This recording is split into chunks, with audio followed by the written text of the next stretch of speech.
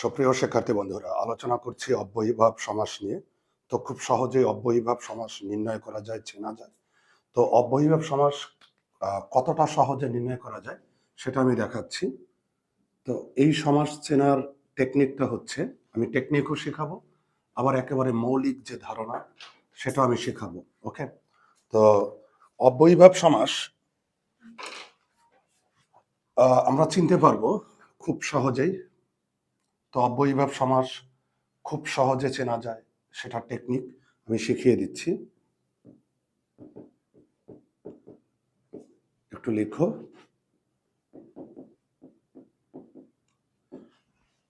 প্রথম অংশ, দ্বিতীয় অংশ। প্রথম অংশের অর্থ থাকে না, এটা হচ্ছে বড় বৈশিষ্ট্য। আর দ্বিতীয় অংশের অর্থ থাকে, খেয়াল করো। ওকে? তো অব্যয়ীভাব সমাস চেনার টেকনিকটা হচ্ছে, প্রথম অংশের অর্থ থাকবে না, দ্বিতীয় অংশের অর্থ থাকবে। ঠিক আছে? এখন প্রশ্ন হচ্ছে, কেন প্রথম অংশের অর্থ থাকে না, কি কারণে থাকে না, এটাও তো জানতে হবে। তো প্রথম অংশের অর্থ থাকে না, তার কারণ হচ্ছে এই প্রথম অংশে থাকে হচ্ছে উপসর্গ, আর থাকে কি অব্যয়। আমরা জানি উপসর্গ বা অব্যয়ের সাধারণত নিজস্ব কোনো অর্থ নেই। উপসর্গ বা অব্যয়ের সাধারণত নিজস্ব কোনো অর্থ নেই। তো যে কারণে উপসর্গ আর অব্যয় যেহেতু প্রথম অংশে থাকে, এ কারণে প্রথম অংশের অর্থ থাকে না। এখন এটাও জানতে হবে যে উপসর্গ আর অব্যয় এই দুটার মধ্যে পার্থক্য কোথায় এবং কতটা সহজে আমরা চিনবো যে এটা উপসর্গ, এটা অব্যয়। উপসর্গ অব্যয় এটাও তো জানতে হবে, তাই না? তো বুঝলাম অব্যয়ীভাব সমাসের প্রথম অংশের অর্থ থাকে না। তো উপসর্গ আর অব্যয়ের মধ্যে পার্থক্য কোথায় জানো? উপসর্গ হচ্ছে শব্দাংশ আর অব্যয় হচ্ছে শব্দ, দুইটার মধ্যে পার্থক্য হচ্ছে এই জায়গায়। উপসর্গ শব্দাংশ, শব্দাংশ তো বুঝো, শব্দের একটা পার্ট, নট শব্দ, কিন্তু অব্যয় একটা শব্দ। ওকে? একটু খেয়াল করো। তো অব্যয় তুমি কিভাবে চিনবে? একই সঙ্গে আসলে সমাসের আলোচনা, কিন্তু এটার মধ্যে আমি অনেক বিষয় নিয়ে আসবো। তো অব্যয় শব্দের অর্থ কি জানো? অপরিবর্তনযোগ্য। অব্যয় শব্দের অর্থটা কি বলো? অপরিবর্তনযোগ্য। অপরিবর্তনযোগ্য মানে কি? অর্থাৎ এই অব্যয় শব্দটাকে বা অব্যয় পদকে তুমি কোনোভাবেই পরিবর্তন করতে পারবে না। এখন প্রশ্ন হচ্ছে, আমরা কিভাবে বুঝবো যে পরিবর্তন কোন দিক দিয়ে পরিবর্তন করা যাবে না, সেটাও আমি একটু শিখিয়ে দিচ্ছি। একটু দেখো, অব্যয়ের সবচেয়ে বড় যে বৈশিষ্ট্যগুলো, সেটা হচ্ছে একবচন বহুবচন করা যাবে না। একবচন বহুবচন করা যাবে না। তারপরে কি? পুংলিঙ্গ স্ত্রীলিঙ্গ করা যাবে না। পুংলিঙ্গ স্ত্রীলিঙ্গ অর্থাৎ লিঙ্গান্তর করা যাবে না। সবাই লিখবে, করা যাবে না। দেখো, সব না। এরপরে কি? অতীত, বর্তমান, ভবিষ্যৎকালে, অতীত, বর্তমান, ভবিষ্যৎকালে পরিবর্তন করা যাবে না। দেখো, ওকে? তো এই তিনটা হচ্ছে অব্যয়ের বড় বৈশিষ্ট্য। আরো কিছু বৈশিষ্ট্য আছে, দরকার নেই। তো দেখো, অব্যয় অপরিবর্তনযোগ্য। এই অপরিবর্তনযোগ্য হচ্ছে একবচন বহুবচন করা যাবে না, পুংলিঙ্গ স্ত্রীলিঙ্গ করা যাবে না, অতীত, বর্তমান, ভবিষ্যৎকাল করা যাবে না। তো আমি যদি এখন উদাহরণ দিই অব্যয় শব্দের, একটু খেয়াল করো। এবং কিন্তু, আমি জাস্ট অব্যয়ের উদাহরণ দিচ্ছি, নট সমাসের। এবং কিন্তু, যদি, যথা, যেমন, দেখো তো, ইত্যাদি ইত্যাদি। আমি এই কয়েকটা উদাহরণ দিলাম। আচ্ছা, আমি এখানে যে কয়টা উদাহরণ দিলাম, এবং কিন্তু, যদি, যথা, যেমন, তাহলে একটু দেখো তো, এই শব্দগুলোর একবচন বহুবচন করা যায় না, পুংলিঙ্গ স্ত্রীলিঙ্গ করা যায় না, অতীত, বর্তমান, ভবিষ্যৎকাল করা যায় না। খেয়াল করেছো? তাহলে এই যে আমি যে শব্দগুলো উদাহরণ দিলাম, এগুলোর একবচন বহুবচন করা যায় না, পুংলিঙ্গ স্ত্রীলিঙ্গ করা যায় না, অতীত, বর্তমান, ভবিষ্যৎকাল করা যায় না। তার মানে এই শব্দগুলো হচ্ছে অপরিবর্তনযোগ্য। আর অপরিবর্তনযোগ্য যে শব্দটা, সেটাকে আমরা কি বলবো? অব্যয়। তো উপসর্গটা কি, এটাও তো একটু জানতে হবে। উপসর্গ তোমরা কিভাবে চিনবে জানো? উপসর্গ তোমরা এভাবে, আমি একটু যেহেতু আসলে সমাসের ক্লাসের ভিতরেও আমি এগুলো সম্পর্কে একটু মৌলিক ধারণা দিয়ে দিচ্ছি। উপসর্গ তুমি চিনবে, প্রথমে থাকবে একটা শব্দাংশ এবং এই শব্দাংশ অর্থহীন। এই শব্দাংশটা কি থাকবে বলতো? অর্থহীন। পরে থাকবে একটা শব্দ, অবশ্যই শব্দটা অর্থময় বা অর্থযুক্ত শব্দ, অর্থযুক্ত। এরপর একটা নতুন একটা শব্দ তৈরি হবে, আর এই নতুন শব্দ মাস্ট এটা অর্থবোধক, অর্থবোধক হতে হবে। তাহলে দেখো তো আমরা উপসর্গটা কিভাবে চিনব? তো আমি তো বলেছি উপসর্গ হচ্ছে শব্দাংশ। এই যে দেখো উপসর্গ শব্দাংশ, আর এই উপসর্গ এটা অর্থহীন, কোনো অর্থ থাকবে না। আর এরপর একটা শব্দ থাকবে আর নতুন শব্দ। আমি জাস্ট একটা উদাহরণ দিই, কথার কথা। দেখো তো আয়ের কোনো অর্থ আছে? কোনো অর্থ নেই। কিন্তু আমি যদি মরণের আগে দিই, দেখো একটা নতুন শব্দ তৈরি হয়, আমরণ। দেখো এটা অর্থহীন, এটা হচ্ছে অর্থহীন শব্দাংশ, এটা অর্থযুক্ত শব্দ, কারণ মরণের অর্থ আছে, তাই না? আর এটা নতুন অর্থবোধক শব্দ। একটা নতুন উপসর্গ হওয়ার কন্ডিশন আছে, একেবারে মানে খুব আরামে তুমি উপসর্গ বানাতে পারবে না। নতুন অর্থবোধক শব্দ উপসর্গ হওয়ার কন্ডিশনটা কি জানো? এটা একটা অর্থবোধক শব্দের পূর্বে যুক্ত হবে, অর্থবোধক শব্দের পূর্বে যুক্ত হবে। আর অর্থবোধক শব্দের পূর্বে যুক্ত হয়ে এই শব্দটার অর্থ চেঞ্জ করে দিয়েছে। দেখো, বা সহজ কথা, তো কিছু জানার দরকার নেই। একটা অর্থবোধক শব্দের পূর্বে যুক্ত হয়ে নতুন অর্থবোধক শব্দ তৈরি করে। তাহলে এই যে এই আটা কি বলতো? উপসর্গ। এই হচ্ছে কি? উপসর্গ। তো আমি সমাসের ক্লাসের ভিতরে আগে উপসর্গটা বুঝালাম, তারপরে অব্যয় বুঝালাম। উপসর্গটা বুঝতে পারলে? উপসর্গ হচ্ছে অর্থহীন শব্দাংশ, এটা শব্দের পূর্বে যুক্ত হয়ে নতুন অর্থবোধক শব্দ তৈরি করবে, ঠিক আছে? আর উপসর্গের নিজস্ব কোনো অর্থ থাকবে না। আর অব্যয় এটা একটা শব্দ, এটা অপরিবর্তনযোগ্য, আমি ব্যাখ্যা দিয়েছি। ওকে, তো আমি এখন সমাস আলোচনা করব। সমাস আলোচনা করার ভিতরে একটু উপসর্গ আলোচনা করে গেলাম, অব্যয় আলোচনা করে গেলাম। এখন আমি সমাসে ফিরে আসি। তো তোমাদের পরীক্ষায় প্রশ্ন করবে কিভাবে? দেখো, পরীক্ষায় প্রশ্নটা করবে কিভাবে জানো? আজীবন। তোমাকে এরকম উদাহরণ দেওয়া থাকবে, এখন তুমি কিভাবে চিনবে যে আজীবন এটা কোন সমাস? চিনতে হবে না? আগে চিনতে হবে। তো দেখো তো প্রথম অংশ আয়ের কোনো অর্থ নাই, কিন্তু জীবনের অর্থ আছে, জীবের অস্তিত্ব। তো দেখো প্রথম অংশের এই যে অব্যয়ীভাব সমাস, প্রথম অংশের অর্থ থাকবে না। এই যে প্রথম অংশ অর্থ নাই, পরের অংশের অর্থ থাকবে, জীবনের অর্থ আছে। আবার আমি বলেছি এখানে এটা কি বলতো? উপসর্গ না? এটা উপসর্গ। তুমি কিভাবে চিনলে? উপসর্গ, তোমরা জানো যে উপসর্গের নিজস্ব অর্থ থাকে না, আর উপসর্গ শব্দের পূর্বে যুক্ত থাকে। উপসর্গ কোথায় যুক্ত থাকে বলতো? শব্দের পূর্বে যুক্ত থাকবে, এটা শব্দাংশ। আর নতুন একটা শব্দ তৈরি করে, জীবনের পূর্বে যুক্ত হয়ে নতুন একটা শব্দ তৈরি হয়েছে, আজীবন। ওকে, যেহেতু আমরা এখন সমাস নিয়ে বেশি কথা বলবো, তাহলে দেখো আয়ের কোনো অর্থ নাই, জীবনের অর্থ আছে। আবার আমি যদি এখন বলি উপকূল, খুব মনোযোগ সহকারে বুঝবে। উপর কোনো অর্থ নাই, তুমি বলতে পারবে না যে স্যার উপ অর্থ এটা, উপর কোনো অর্থ নাই। কিন্তু কুলের অর্থ আছে, কুল মানে নদীর তীর। কুল মানে কি বলতো? নদীর তীর। তাহলে কুল এই শব্দটার অর্থ আছে নদীর তীর, আর উপর কোনো অর্থ নাই। তাহলে দেখো আয়ের কোনো অর্থ নাই, উপরও কোনো অর্থ নাই, জীবনের অর্থ আছে, কুলে। তাহলে আগে তুমি এখানে আসো, প্রথম অংশের অর্থ থাকবে না, দ্বিতীয় অংশের অর্থ থাকবে। এবার আসো, যদি আমি এখান থেকে আর একটা উদাহরণ দিই, যথাসাধ্য। দেখো তো, যথাসাধ্য, যথার কোনো অর্থ নাই, তুমি বলতে পারবে না স্যার যথা অর্থ এটা। এখন তোমরা কেউ কেউ বলার চেষ্টা করো স্যার যথা অর্থ যেমন। আমি যদি বলি যেমন অর্থ কি? পারবে না। সেগুলো কোনো অর্থ নাই, এবং এর অর্থ নাই, কিন্তুর অর্থ নাই, অথচর অর্থ নাই, যদির অর্থ নাই, যখনের অর্থ নাই। আমার কথা কি বুঝতে পারছো? এগুলো কোনো অর্থ নাই। তো দেখো প্রথম অংশ যথার, এর কোনো অর্থ নাই, কিন্তু সাধ্য অর্থ আছে। সাধ্য মানে কি? ক্ষমতা, ক্যাপাসিটি। তাহলে প্রথম অংশের অর্থ থাকবে না, দ্বিতীয় অংশের অর্থ থাকবে। প্রথম অংশের অর্থ থাকবে না, দ্বিতীয় অংশের অর্থ থাকবে। এখন দেখো তো এখানে যথা, এটা কি একটা শব্দ না? যথাটা কি বলতো? একটা শব্দ। কারণ আমরা চাইলে যথাটাকে আলাদা করে শব্দ হিসেবে ব্যবহার করতে পারি। তো এখানে যথা হচ্ছে একটা শব্দ, আর যেটা শব্দ সেটা কি বলতো? অব্যয়। যেটা শব্দ সেটা কি? অব্যয়।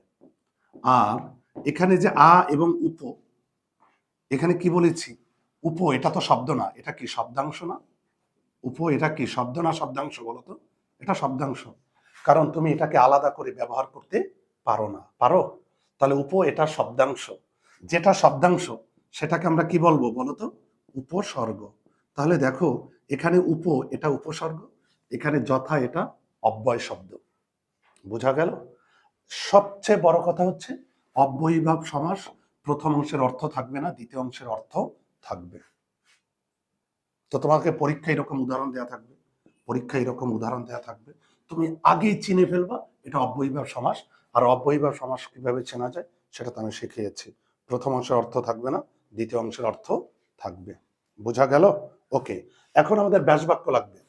কারণ তোমাদের পরীক্ষায় প্রশ্ন করবে ব্যাসবাক্য সহ সমাসের নাম লিখো। পরীক্ষায় প্রশ্ন করবে কি? ব্যাসবাক্য সহ সমাসের নাম লিখো। তো ব্যাসবাক্যটা কি? সমাসকে ভাঙলে যে বাক্যটা পাওয়া যায় সেটাকে আমরা কি বলবো? ব্যাস বাক্য। তো ব্যাস বাক্য শিখতে হবে। সমাস তো তুমি চিনলে, তাহলে সমাসকে ভাঙলে যে বাক্য পাওয়া যায়, সমাসকে ভাঙলে যে বাক্য পাওয়া যায় তাকে ব্যাস বাক্য বলে, তাকে ব্যাস বাক্য বলে। ওকে, এখন আমরা ব্যাস বাক্য করবো। ব্যাস বাক্য করা খুবই সহজ। দেখো তো, আজীবন শব্দের অর্থ কি? আগে এটা বুঝো, আগে মিনিংটা বুঝো। আজীবন অর্থ হচ্ছে যতক্ষণ পর্যন্ত জীবন আছে বা থাকে। আজীবন শব্দের অর্থ কি? যতক্ষণ পর্যন্ত জীবন আছে বা থাকে। তাহলে আমি ছোট্ট করে বলে দিব জীবন পর্যন্ত, এটাই ব্যাস বাক্য। সমাসকে ভাঙলে যে বাক্যটা পাওয়া যায় সেটাকে আমরা কি বলবো? ব্যাস বাক্য। আমরণ অর্থ, উপকূল অর্থ কি? উপকূল অর্থ হচ্ছে কুলের কাছাকাছি, নিকটে, তাই না? তো কাছাকাছি বা নিকটের একটা সমার্থক শব্দ আছে সমীপে। তো দেখো, তুমি এটার ব্যাস বাক্য করতে পারো কুলের সমীপে, আরো বলতে পারো কুলের নিকটে, আরো বলতে পারো কুলের কাছাকাছি। একটা বলে দিলেই হয়, কারণ সমীপে, নিকটে, কাছাকাছি তিনটাই সমার্থক শব্দ। তিনটাই সমার্থক, তুমি যে কোনো একটা ব্যবহার করতে পারো, সমীপে, নিকটে, কাছাকাছি। তাহলে উপকূল অর্থ হচ্ছে কুলের কাছাকাছি, কুলের নিকটে, কুলের সমীপে। তো তোমাকে আগে বুঝতে হবে যে অর্থ। এবার আসো যথাসাধ্য। তো এই যথাসাধ্য এটার ব্যাস বাক্যটা কি হবে সেটা আমাদের একটু জানতে হবে। তো জানার আগে কিছু কথা তোমাকে লিখতে হবে, একটু লিখে নাও। আমি এখানে যা লিখে দিই সেটাই লিখবে। যথা শব্দের নিজস্ব অর্থ না থাকলেও যদি কোনো শব্দের পূর্বে যুক্ত থাকে তবে ওই শব্দের অনতিক্রম্যতা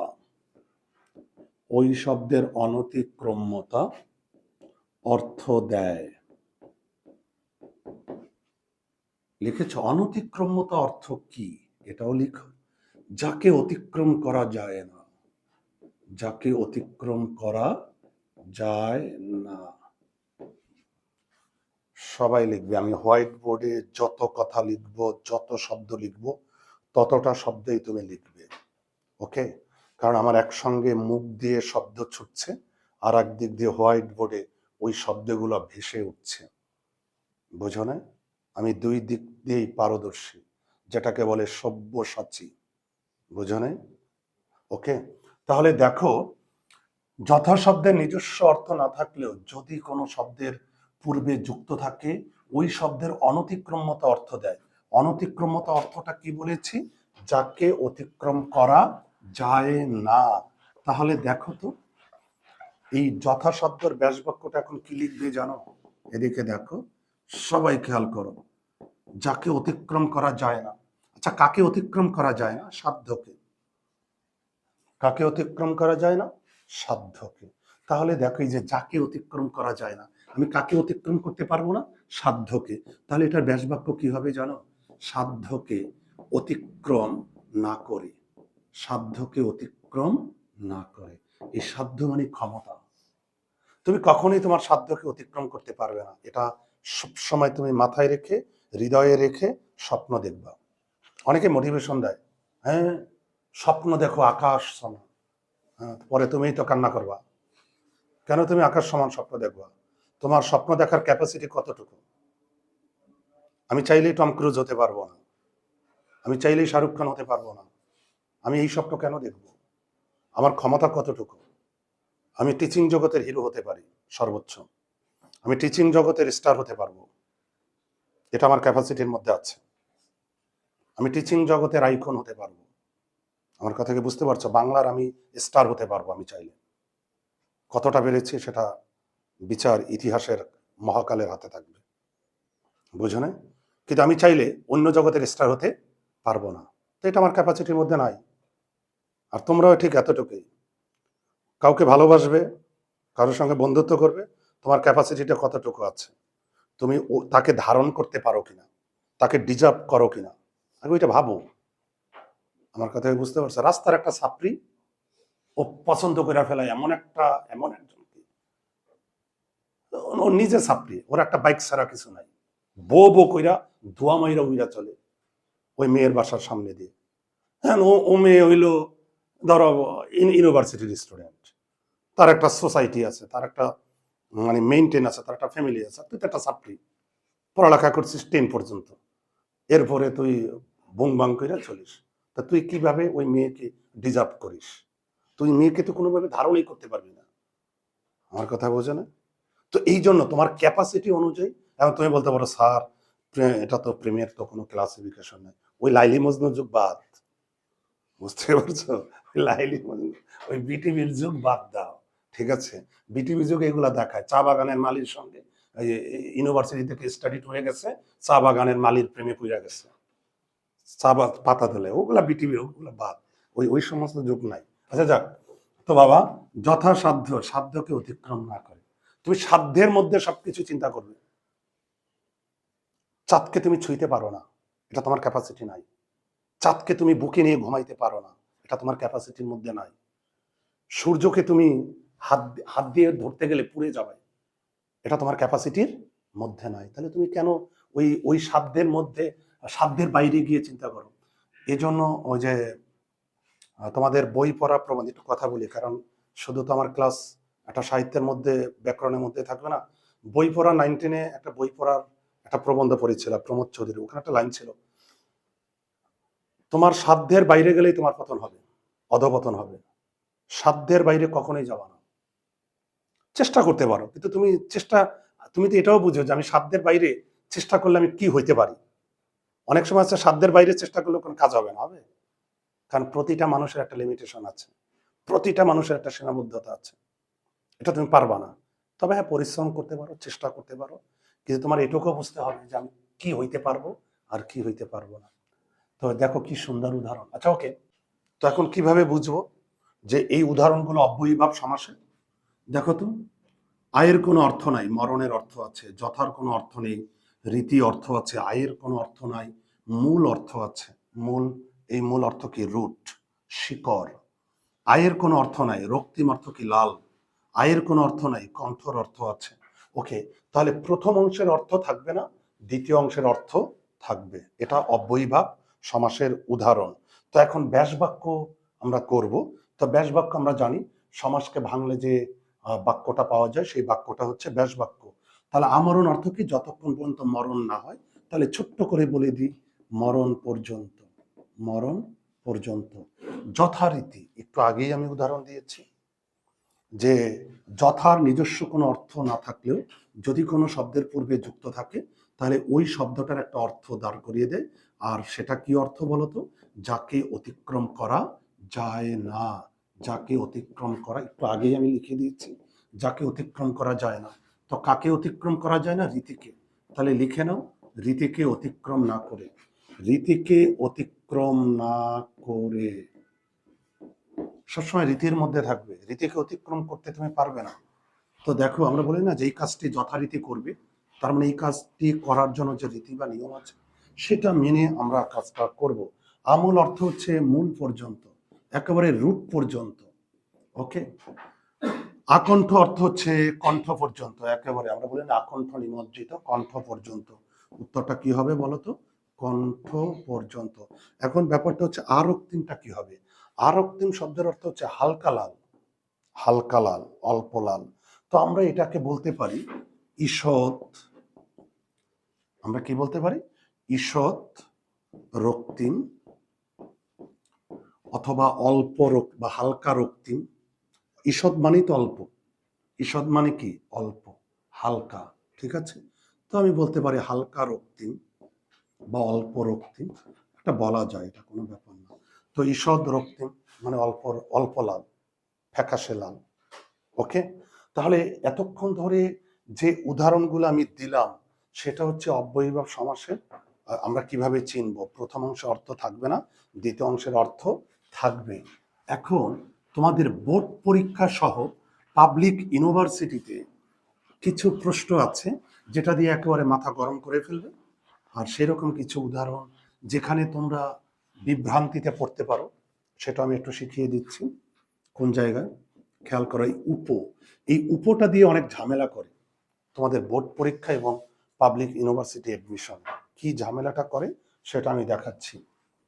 এই যদি কোনো শব্দের, আমরা জানি উপ হচ্ছে একটা উপসর্গ, নিজস্ব কোনো অর্থ নেই, কিন্তু মনে রাখবে এই যদি কোনো শব্দের পূর্বে যুক্ত হয় তাহলে ওই শব্দের তিনটা অর্থ দিতে পারে।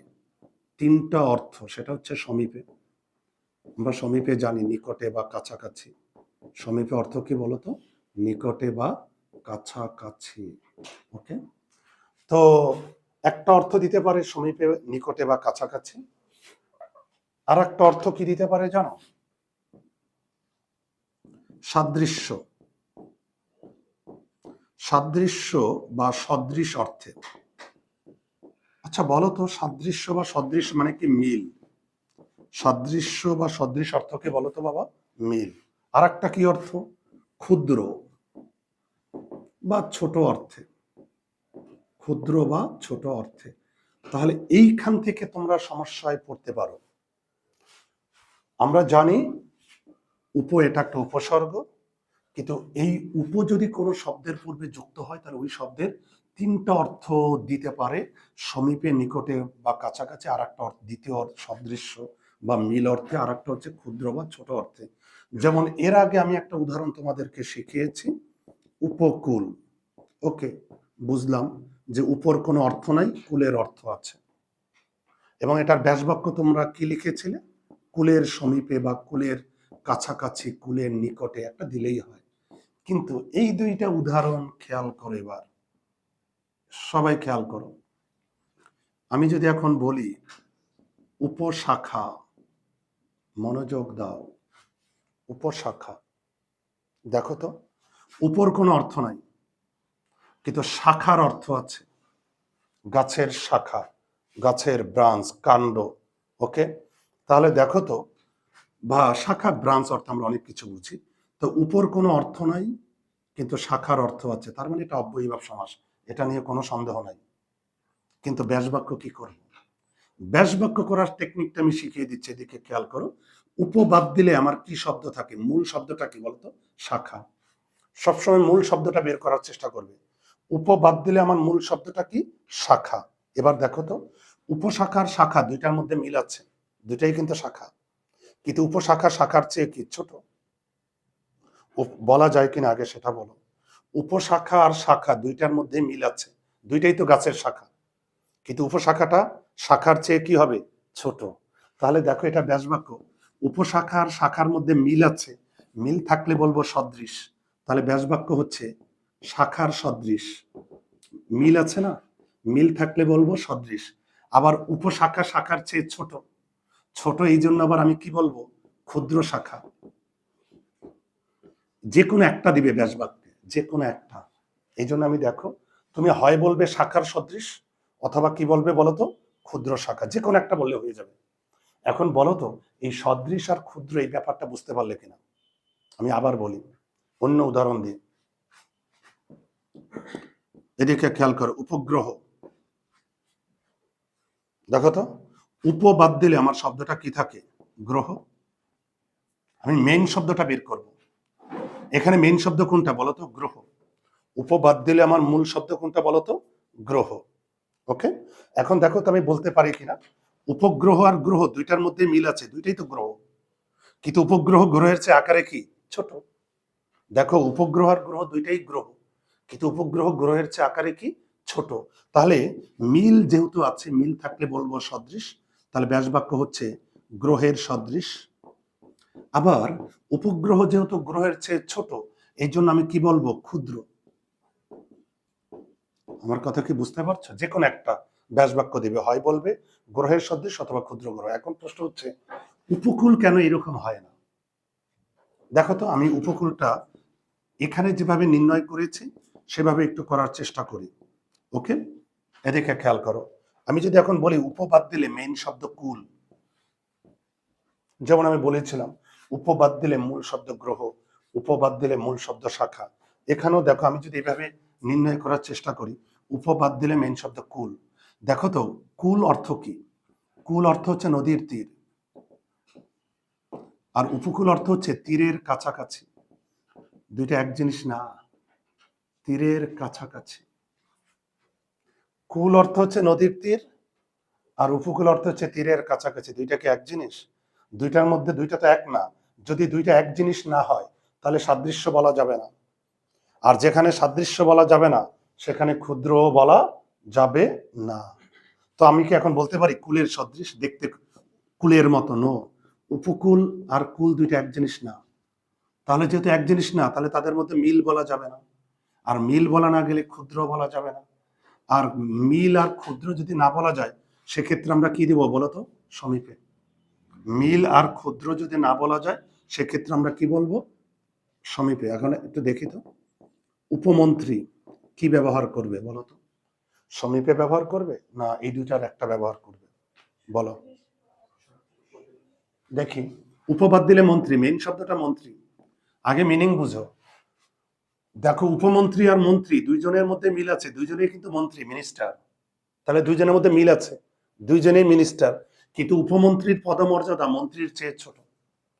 উপমন্ত্রীর পদমর্যাদা মন্ত্রীর চেয়ে কি ছোট। তাহলে দেখো, আগে দেখি মিল দেওয়া যায় কিনা।